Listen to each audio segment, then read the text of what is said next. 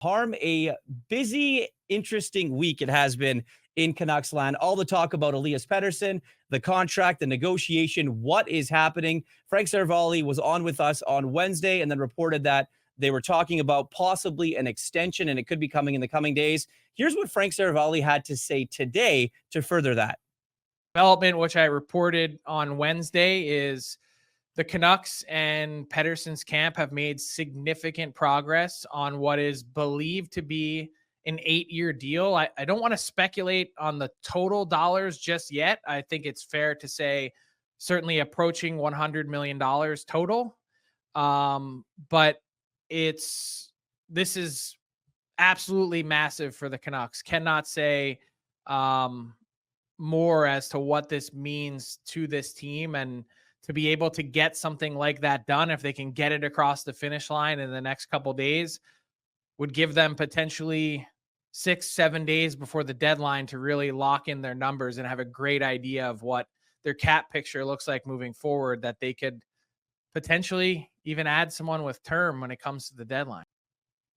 Well, that's the latest from Frank Seravalli. I do know that the Canucks and the Pettersson camp have been talking, which is a very good sign. The Canucks are hoping to get this done sooner than later, Harm, and they're hoping to keep the AAV under $12 million.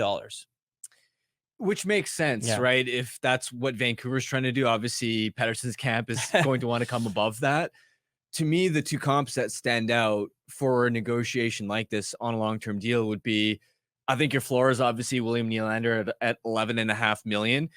Nylander, his career high is only 87 points, whereas Pettersson, he's on pace for a second 100-point campaign. Not to mention Pettersson plays a premium position as a centerman. That's, I think, your floor. And then your ceiling, of course, is McKinnon at 12.6. I think we can all agree that McKinnon's right up there as a top 3 player in the NHL. Don't think Pettersson's quite at his caliber. McKinnon, of course, has the Stanley Cup as well. We've seen how dominant a year he's having now. That's the range, I think, where we're all waiting to see where exactly does he slot. Is it a number with a high 11? Is it in the low 12 range? That's going to be interesting to see. But as much as we're talking about the cap hit, to me, what's more significant is the possibility that this could be a long-term extension in 8 years. Because Pettersson could have easily said, I want to give myself maximum flexibility for my future. I'm going to, let's say, sign a 3-year extension so that I'm expiring as a UFA the same year that Quinn Hughes is. Yeah. He could have just as easily done that. I mean, look at how Matthews has typically played his contracts. Even just now, signed a 4-year extension with the Leafs in the offseason. That's massive, getting the extra years of term if the Canucks are able to get that with this Pettersson extension. Because as we exit this flat cap, it's going to continue rising. And there might be some sticker shock for some people if there's a $12 million cap hit, for instance, attached to Pettersson's next deal. But keep in mind that star players, there's quite a few of them that are coming up soon who are going to continue just driving it higher. And that price isn't going to seem as high because you got Leon Draisaitl up at the end of next season. Yeah, it's going to be massive. Connor McDavid the year after that. Matthews, again, his cap hit on that 4-year extension is 13.25. Yeah. It's going to be the highest paid player in the NHL next season. So for as high as that number looks right now, the future years, especially as the cap continues to rise, that would be massive. I think the only situation where you'd go, ooh, that's way too high of a cap number is if we were discussing, let's say, north of 12 on a 3 or 4 year deal. Yeah. Well, and I think the biggest thing is when you look at this is the fact that it is an 8-year deal. If what's being reported is true and he does end up signing an 8-year extension, Harm, but you look at it and you say the reported number, what Frank said, close to $100 million value. Now I have to ask you, and you look at it, and you look at some of these star players and the way that contracts and the prices have been drived up and the way that they will continue to be. Is Elias Pettersson worth $100 million? Absolutely. Okay. He's 100% worth that range. I mean, it's rare to have a centerman in their prime who can put up back-to-back 100-point seasons. I mean, you just look at the numbers. I don't have the exact in front of me right now, but I've done it in the past where in previous seasons, just look at how many players have had 100-point seasons and then look at who can repeat it the next year. Because there are a lot of players who can put up 3 digits in a single season. Following it up is really difficult. And to be able to do it on top of being a pretty solid 2-way player as Pettersson is, That's a rare player type. And I know he's not necessarily playing his best hockey right now, but let's not forget that he was their best player by a pretty considerable margin last year. We know Yeah. how dominant he can be. We know he can take over games. And for as much as there are some corners of this market that are concerned with the idea of, oh, will this guy be a playoff performer? Let's not forget that. And I know the bubble playoffs were different, Mhm. but Pettersson, Hughes, Miller, all these guys were productive in the first taste of playoff hockey they got. So I don't really buy that as a concern either. Again, on a long-term deal, I absolutely think he's worth that. When you look at it from the Canucks point of view now, they're obviously happy it's hopefully going to be a long-term deal. That's obviously what they're trying to negotiate right now. But when you look at it and you say, okay, they're able to get this done with days before the deadline, how big is that for Jim Rutherford, Patrick Allvin, and their group? If in fact it does get done. That cost certainty definitely matters, because imagine that you're the Canucks and you're thinking about players that you might want to make outside of, let's say, Yeah. depth moves, a bigger run at, whether it's another top six forward with some term, or a rental that you may want to re-sign. You don't know if you can afford that player next season if you're looking at a scenario where we don't know what Pettersson's going to come in at.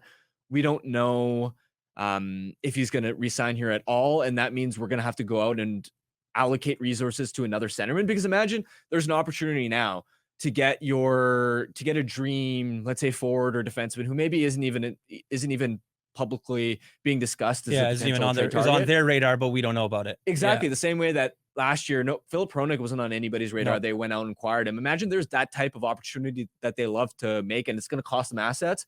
Well, if you don't know if you have a franchise center locked up next season, you might be thinking internally, well, can we trade these assets? What if we need to save these assets to go out and replenish our center depth if Pettersson doesn't resign in the summer? So I think the cost certainty is massive. Also, just from the perspective of, now you don't have to be so all in and desperate this year, right? Because if there was uncertainty looming and you're staring at a scenario where you're going to lose a first line caliber centerman, then you might go, wait, hold on. When you're moving a player of that caliber, yeah, you're going to get a lot of value back, but chances are you're going to lose that trade. You might be incentivized to, let's just load all in. This is the year, we got to make it count. Whereas, Yeah, but I still think that they want to. like, sure, but at least you're not desperate. Yeah. And you've already made your one big move in Lindholm, so you don't have to, is my point. Whereas if you thought there's a possibility that Pettersson could walk or not want to sign in the summer, then you may go, all right, we need to push all our chips into the middle. In my opinion, I'm going to ask you what do you think changed? Because in January, Elias Pettersson, he didn't want to talk until the summer.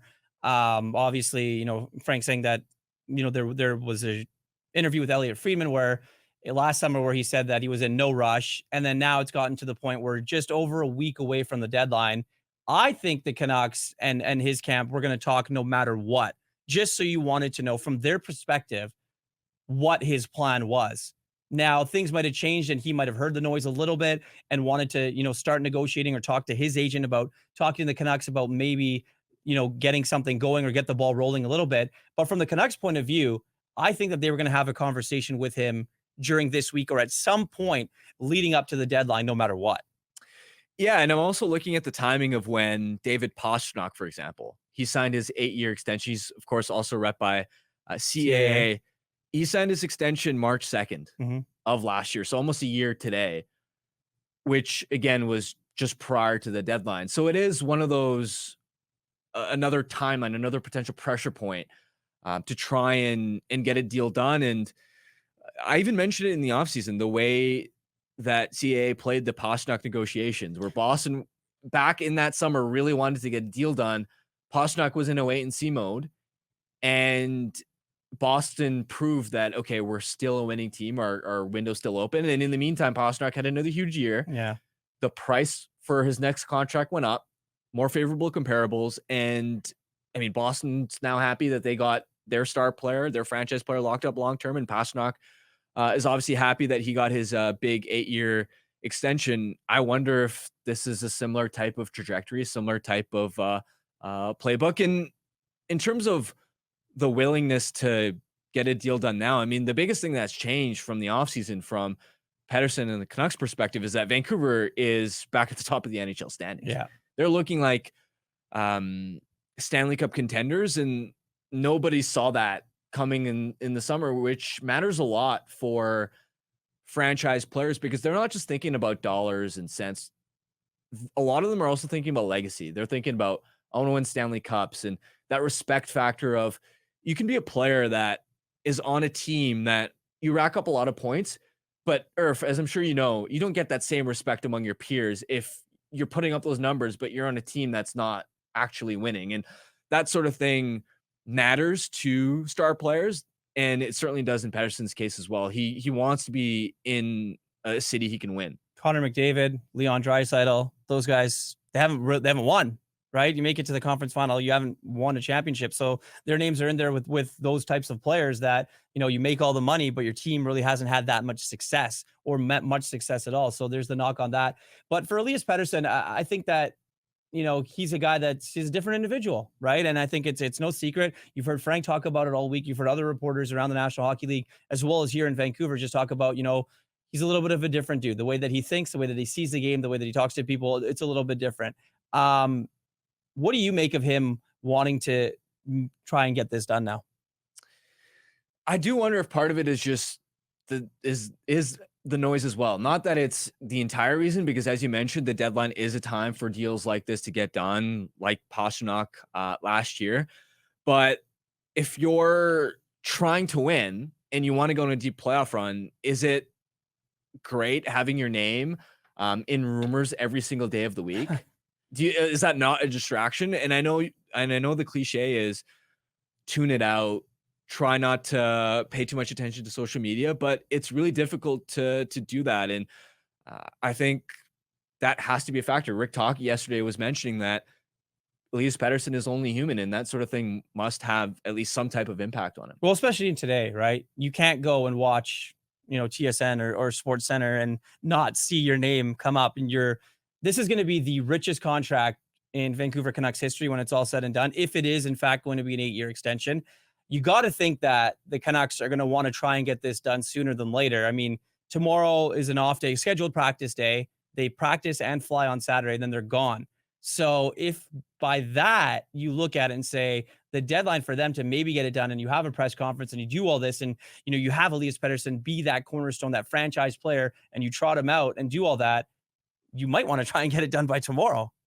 Yeah, I mean, I don't know Yeah. the timeline in terms of how quickly they can get this done. I'm just encouraged by, okay, these two sides are discussing, and it feels like there's significant progress, because there'd be nothing better than for these two sides to get this deal done, have it no longer be a talking point, and then everybody can just focus on this year's success and hopefully going deep in the playoffs. We got a little bit of breaking news here from Elliot Freeman, and it's not a major update, but he says, according to multiple sources, the Vancouver Canucks and Carolina Hurricanes had discussions about Elias Pettersson that advanced to a stage where both the Canucks and the player needed to make a serious decision about where their relationship was headed.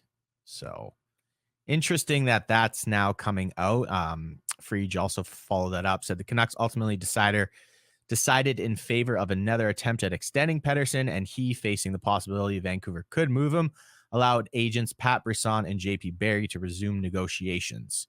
And no extension is complete at this time, but there's certainly momentum in that direction, as Daily Faceoff's Frank Cervelli reported. Should it be completed, it will allow the Canucks a very clear picture of where their future cap situation is heading into next week's trade deadline. Yep. Well, I mean, that doesn't surprise me when Elliot said on Saturday that teams were calling. It's no secret the Carolina Hurricanes were a team that was definitely interested in the services of Elias Pettersson. Whether there was an actual offer made or what have you, that obviously remains to be seen, and we'll not really know what's going to happen there. But they did their due diligence. Tom Dundon's a guy that, and if they were willing to pay, if it even got there, they were willing to pay Elias Pettersson. That's an interesting one. But maybe that's one of the reasons, or another reason why the Canucks decided to start talking to Elias Pettersson again about, like what Elliot just said, where the relationship was headed. Yeah, and from Carolina's perspective, they've been searching for that next level star beyond just Sebastian Aho and on the back end Jacob Slavin to really move the needle, the type of guy that can put up 100 points a year. So it's no surprise that they would be sniffing around, seeing if there's an opportunity. And from Vancouver's perspective, you're obviously never going to win an Elias Pettersson trade with the Carolina Hurricanes. I mean, No. I can imagine, for instance, I don't even know if they had how deep they. Kotkaniemi, let's start with there. Well, I mean, Nate Nate Chas, would have probably Yeah. been like, he's a pending RFA. He put up 71 points last year, 42 points in 54 games this year. He was drafted as a center, but has primarily played wing. But because he's primarily played wing, that still wouldn't have been that attractive. So it makes sense that when teams are sniffing around, that the Canucks feel, I mean, all along they would have felt strong motivation that, hey, we want to get this done to create some clarity and certainty around not only the cap situation, but just the franchise as a whole down the stretch, and obviously impacting beyond the season as well. It's hard to win those trades when you're trading the best player, in the whole package. Would a Brett Pesce had to been there, Jack Drury. Yeah, those are nice pieces, but nobody has the potential that Elias Pettersson has. No, and that's exactly why we're going to go back to end the show the way we started. The Canucks and Elias Pettersson are in contract negotiations. We'll definitely see where it goes. By this time tomorrow, Harm, we could be talking about an extension. Canucks Conversation with Harmon and Quads every weekday at 2 p.m. Be sure to check it out on the Canucks Army YouTube channel. And if you missed it, go check it out on your favorite podcast catcher app.